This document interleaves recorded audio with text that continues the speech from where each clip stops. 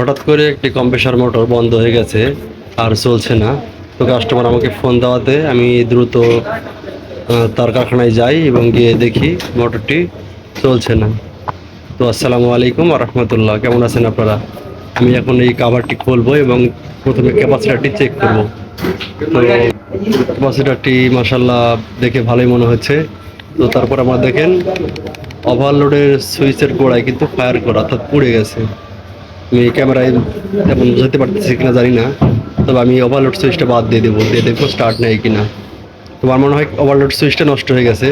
তো আমি এটা কেটে ফেলে দিয়ে ডাইরেক্ট ওভারলোড সুইচ ছাড়া ডাইরেক্ট লাইন দিয়ে দেখবো যে মোটর চলে কিনা। তো আমি ডাইরেক্ট লাইন দিয়ে দিলাম, দিয়ে দেওয়ার চেষ্টা করতেছি।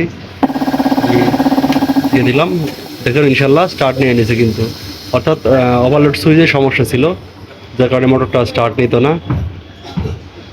তো ইনশাল্লাহ অল্পতে এই কাজটা হয়ে গেল। ধন্যবাদ সবাইকে আমার ভিডিওটি